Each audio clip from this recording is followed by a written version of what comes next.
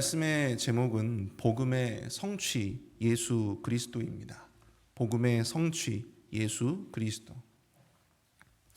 오늘부터 우리는 마태복음을 묵상하게 됩니다. 여러분, 성경에서 가장 인기 있는 책이 무엇입니까? 여러분들의 성경책을 한번 보십시오. 여러분들의 성경책에 가장 많이 줄이 쳐져 있는 곳이 어디입니까?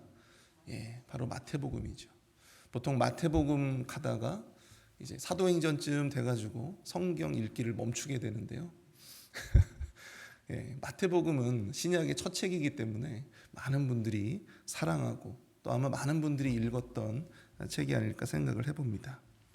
이 마태복음은 예수님의 12제자 중에 한 사람인 세리장 마태에 의해서 기록되었다, 그렇게 여겨지는 책입니다. 4개의 복음서가 있죠. 마태복음, 마가복음, 누가복음, 요한복음.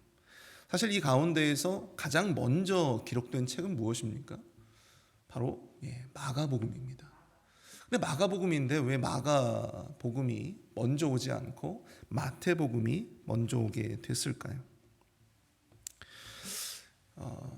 특별히 여러 가지 이유가 있겠지만 마태복음은 특별히 마태에 의해서 유대인들을 대상으로 쓰여진 책입니다.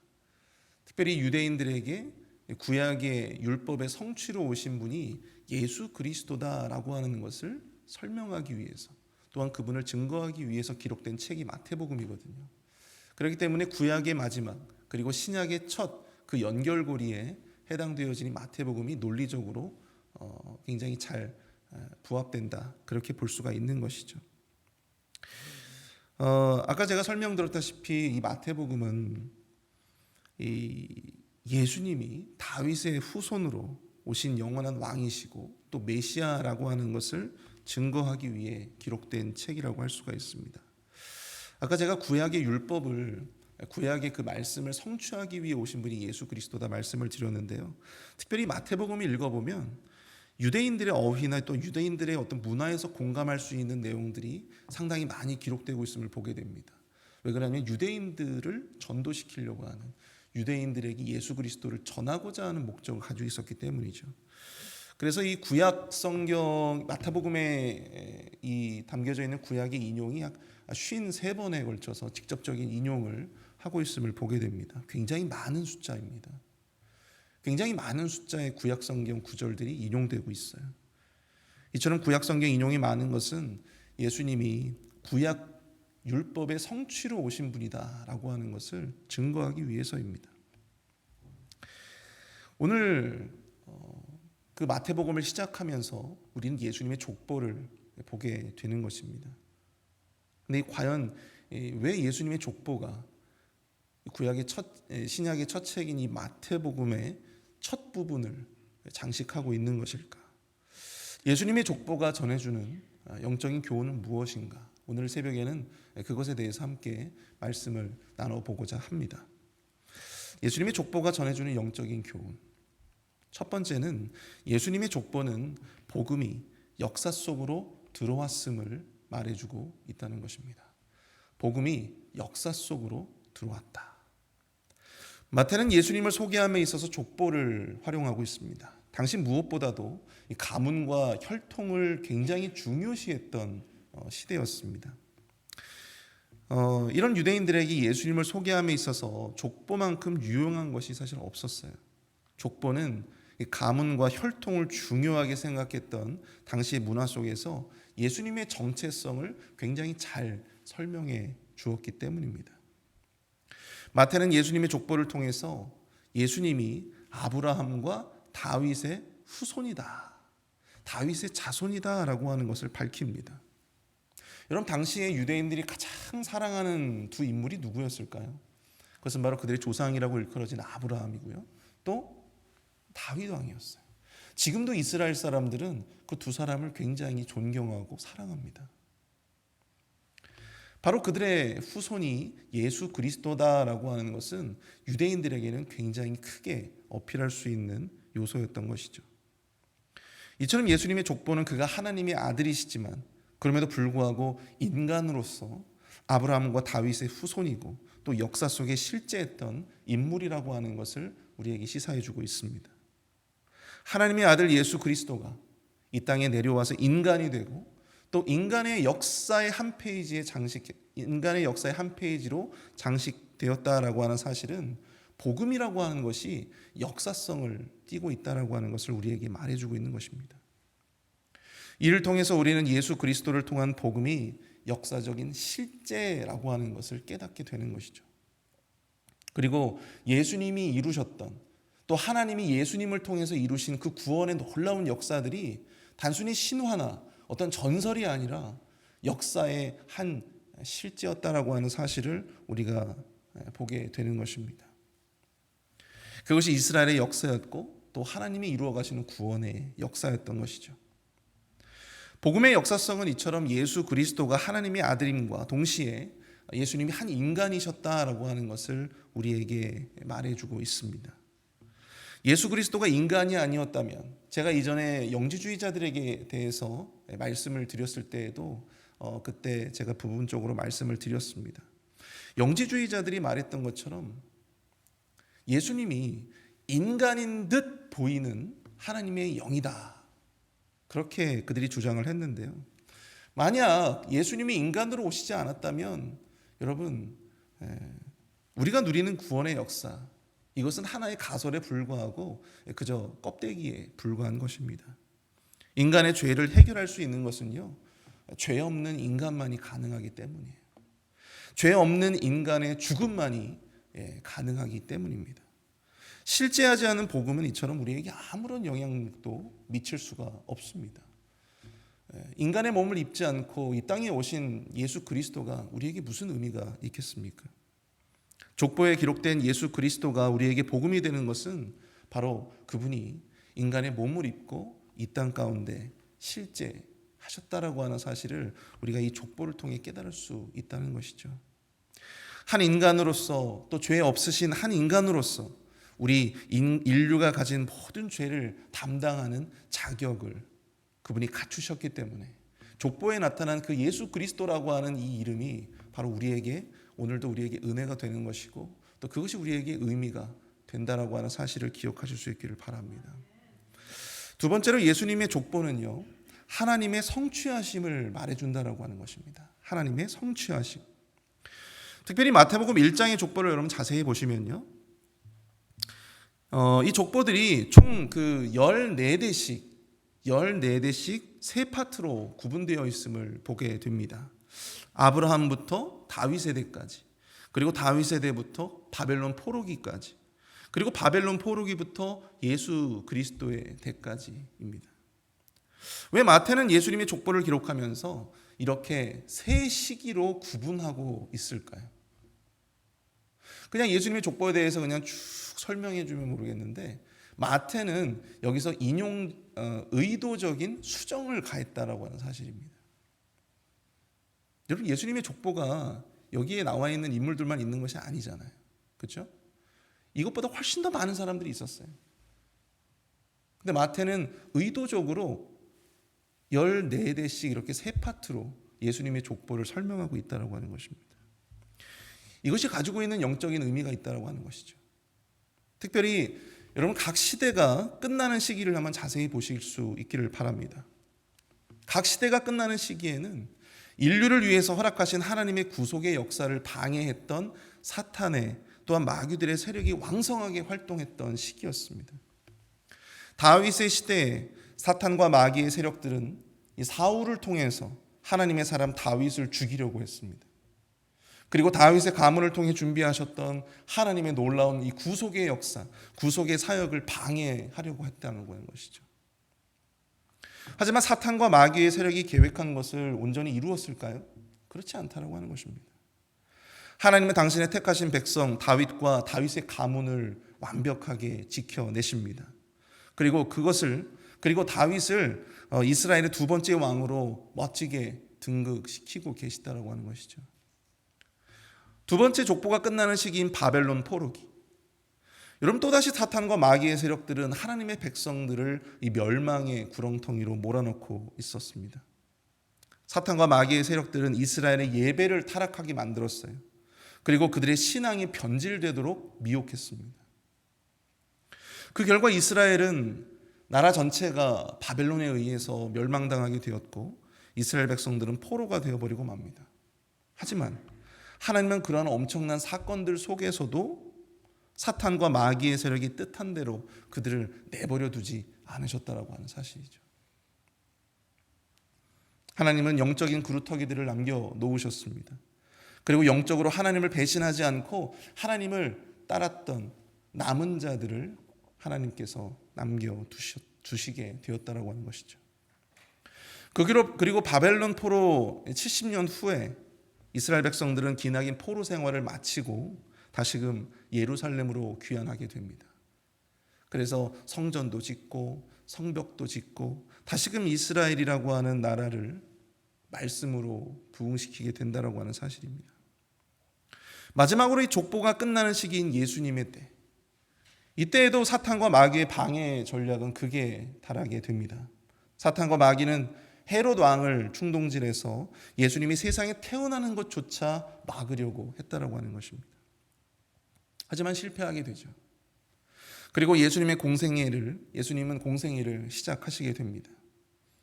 이때 수많은 유대인들과 바리새인들 또 서기관들을 통해서 예수님이 복음을 전하는 이 복음 전파의 사역들을 방해하게 됩니다. 그리고 예수님을 결국에 십자가에 매달아서 죽이게 되는 것이죠. 그 결과 예수님은 십자가에서 참혹하게 죽었고 또 제자들도 뿔뿔이 흩어지게 되었습니다. 그러나 놀라운 일들이 벌어져요. 예수님이 죽고 끝날 것만 같았던 예수님의 이 복음 운동이 예수 그리스도의 부활과 또한 승천 그리고 오순절 성령 사건으로 말미암아 더욱더 활활 불타오르게 되었다라고 하는 사실입니다. 사랑하는 성도 여러분, 인류가 죄를 범하고 하나님은 인간에게 이 원시 복음을 허락하십니다. 창세기 3장 15절 말씀인데요. 내가 너로 여자와 원수가 되게 하고 내 후손도 여자의 후손과 원수가 되게 하리니 여자의 후손은 내 머리를 상하게 할 것이요 너는 그 발꿈치를 상하게 할 것이니라. 이것이 바로 하나님께서 인간에게 구원을 약속하신 첫 복음, 그래서 우리가 원시 복음이라고 이야기를 합니다. 그리고 이런 원시 복음을 시작으로 해서 여러분 인간의 구원의 역사 가운데 하나님께서는 끊임없이 그 구원을 향한 그 약속을, 그 언약을 하나님의 사람들과 지속적으로 맺고 계심을 보게 됩니다. 창세기 9장에 나타나는 노아와 맺으신 언약, 그리고 창세기 12장에 나타나는 아브라함과 맺으셨던 언약, 그리고 모세와 맺으셨던 시내산의 언약들, 그리고 다윗과 맺으신 다윗의 언약, 그리고 예레미야에게 말씀하신 이 새 언약에 이르기까지 예수님은 계속해서 그 역사의 흐름 속에서 하나님의 사람들과 더불어 이 구원의 약속을 유지하시고 또 다시금 갱신하시는 모습을 보게 된다라고 하는 사실이죠. 하나님은 그들을 향한 구원의 계획을 언약을 통해서 인간들에게 말씀하셨고 그것을 조금씩 이루어 가셨다라고 하는 사실입니다. 그리고 이제 비로소 이 족보의 마지막에 등장하는 예수 그리스도를 통해서 그 모든 구원의 서사가 완벽하게 완성이 되었던 것입니다. 여러분, 이 족보가, 이 사람들의 이름들이 쭉 나열되어 있는 이 족보가 우리에게 은혜가 되는 것은 바로 이 족보를 통해서, 이 족보에 나타난 역사를 통해서 인간을 구원하시기로 약속하신 하나님의 흔적들, 하나님의 구원의 그 흔적들이 나타나기 때문입니다. 여러분, 하나님은요 단 한순간도 당신이 한 약속을 잊지 않으셨어요. 하나님은 단 한순간도 당신의 자녀들과 맺으신 그 언약을 잊지 않으셨습니다. 그리고 그것을 지켜내시기 위해서 많은 일들을 이루어내십니다. 그 구원을 완성하기까지 각 시대마다 사탄과 마귀들의 방해와 또한 저항이 있었지만 하나님은 그 모든 괴계를 물리치시고 하나님의 뜻을 온전히 이루어내셨다라고 하는 사실입니다. 하나님은 단 한 번도 당신이 구원하고자 하는 당신의 자녀들, 당신의 백성들을 놓지 않으셨습니다. 인간은 연약하기 때문에 약속을 어기기도 하고 또 힘이 없어서, 능력이 없어서 좌초되기도 하지만 그럼에도 불구하고 우리 하나님은 그렇지 않으십니다. 하나님은 당신의 약속을 지키시고 기필코 성취하시는 분임을 기억하실 수 있길 축복합니다. 신명기 7장 9절 말씀. 그런즉 너는 알라 오직 내 하나님 여호와는 하나님이시요 신실하신 하나님이시라. 그를 사랑하고 그를 계명을 지키는 자는 천대까지 그의 언약을 이행하시며 인애를 베푸시니라. 사랑하는 성도 여러분, 미쁘신 하나님, 신실하신 하나님을 더욱더 의지하실 수 있기를 축복합니다. 여러분들의 삶 가운데 주님이 약속하신 일들이 더디 이루어진다 할지라도 여러분 속상해하거나 자괴감을 느끼거나 답답해할 필요가 없습니다. 하나님은 우리에게 주신 그 모든 약속을 지금 이 순간에도 이루어 가고 계심을 믿으실 수 있기를 축복합니다. 주님께서 우리에게 모든 문제를 내려놓고 주님의 뜻을 인내함으로 기다리는 저와 여러분들 수 있기를 바랍니다. 그 끝에 예수 그리스도를 선물로 주셨던 우리 하나님께서, 예수 그리스도를 구원의 완성으로 허락하셨던 바로 그 하나님께서 우리를 위한 놀라운 일들을 이루어 가실 줄로 믿습니다. 마지막으로 예수님의 족보는요, 죄인들을 위해 오신 예수 그리스도를 보여주고 있습니다.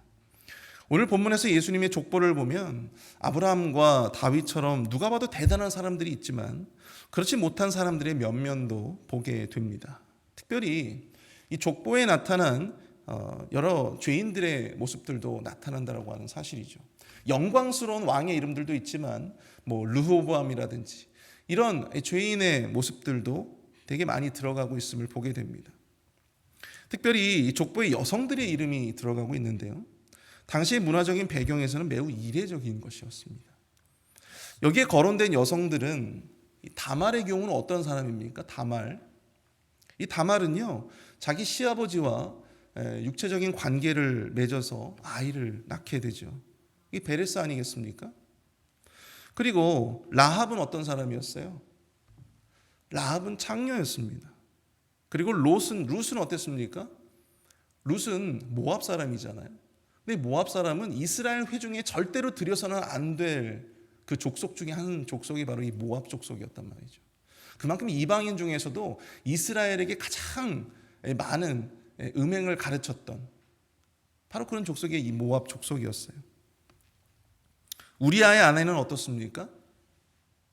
이름조차 나오지 않는 이 우리아의 아내, 이 밧세바는 어떤 여자였어요? 다윗이 범한 간음의 대상이었습니다. 만약에 저를 소개하는데 저의 족보에 이런 사람들이 기록되어 있다면, 시아버지와 바람이 나서 아이를 출산한, 또한 저희 조상 가운데 창녀가 기록이 되었다 있다면, 여러분 이런 사람들이 저를 소개하는데 이 족보 가운데 기록이 되어 있다고 한다면 저는 아마 그 족보를 아마 공개하지 않을 것 같습니다. 가문의 수치와 같은 사람들이기 때문이죠. 그럼에도 불구하고 마태는 예수님의 이 족보에 이 영광스럽지 않은 이름들을 굳이 기록하고 있다고 하는 사실입니다. 이것이 의미하는 바가 과연 무엇일까요? 이것은 예수님은 의인이 아니라 죄인들을 부르러 오신 분임을 나타내기 위해서입니다. 마태복음 9장 13절을 말씀하고 있습니다. 너희는 가서 내가 긍휼을 원하고 제사를 원하지 아니하노라 하신 뜻이 무엇인지 배우라. 나는 의인을 부르러 온 것이 아니요 죄인을 부르러 왔노라 하시니라.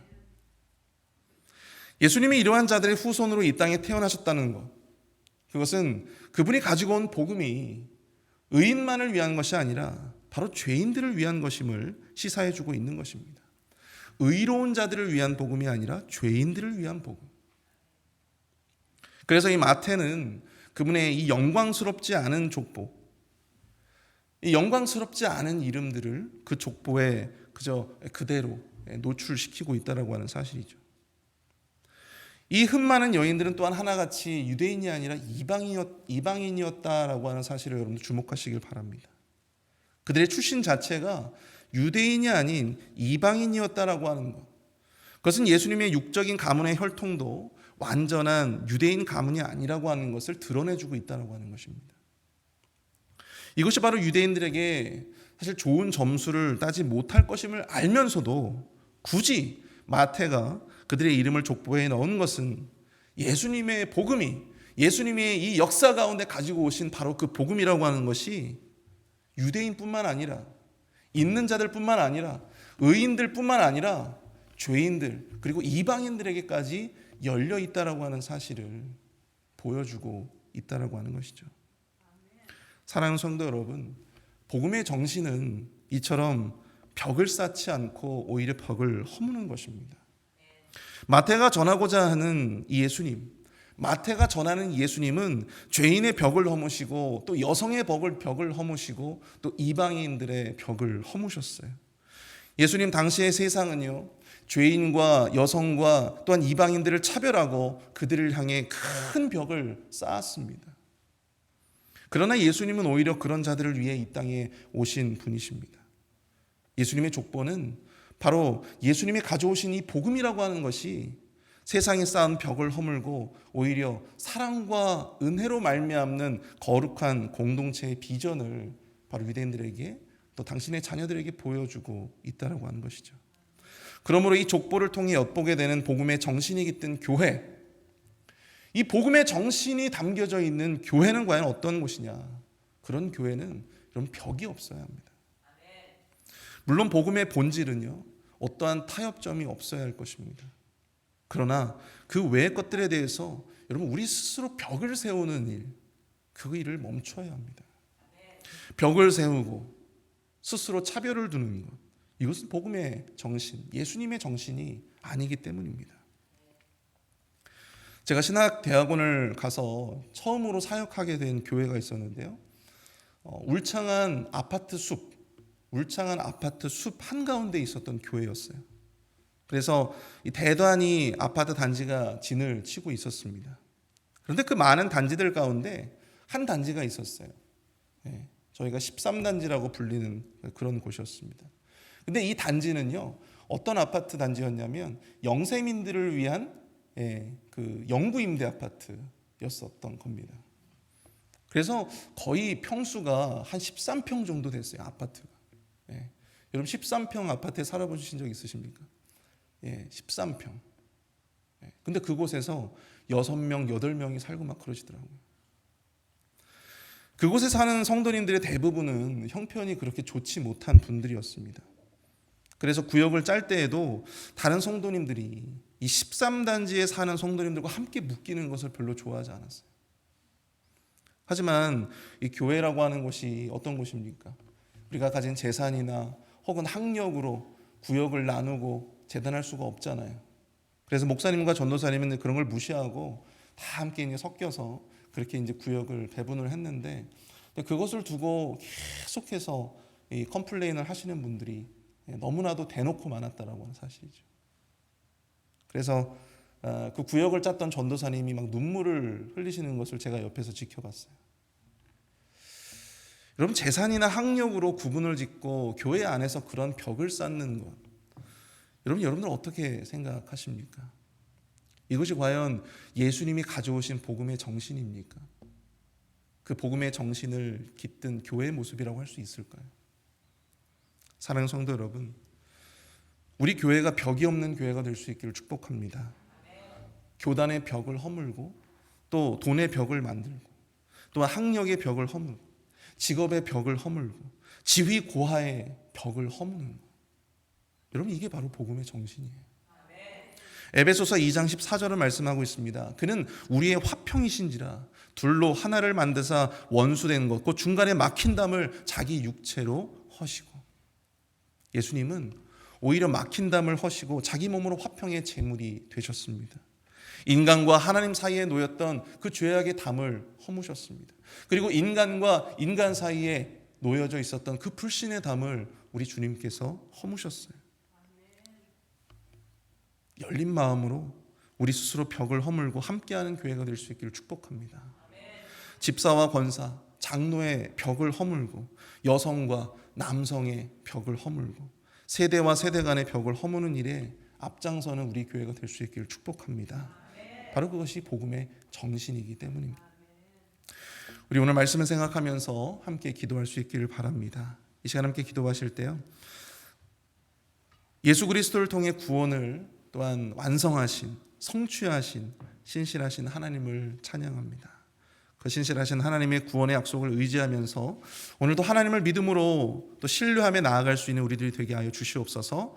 또 우리의 모든 자존심, 우리의 교만으로 쌓아 올렸던 이 교회의 벽을 우리 스스로 허물게 하시고 오직 사랑과 은혜로 그 복음의 정신을 담아 예수 그리스도가 원하시는 교회로 세워져 갈 수 있도록, 그런 교회가 우리 교회가 될 수 있도록 기도해 주시길 바랍니다. 또한 이 시간 함께 기도하실 때 우리 에녹회 어르신들과 우리 또한 오늘 있게 될 안나 기도회를 위해서 함께 기도하기를 원합니다. 교회의 가장 어르신이 에녹회원들 건강하게 하여 주시고, 또한 우리 교회의 가장 큰 어른으로서 정말 신앙으로나 삶으로나 모범적인 모습으로 나아갈 수 있도록 인도해 달라고 또 기도해 주시고, 또 우리 교회 기도의 등불인 안나 기도회 회원들을 위해서 함께 기도하겠습니다. 그 모임이 더욱더 부흥될 수 있도록, 또 기도의 사람들이 더 많아질 수 있도록, 또한 하나님께서 그 기도하는 그 모든 기도 가운데 응답하여 주시고, 또 기도하는 분들의 가정을 축복하여 주시며 자녀들을 축복해 달라고 우리 시간 함께 마음을 모아서 함께 기도하며 나아가도록 하겠습니다. 함께 기도합니다.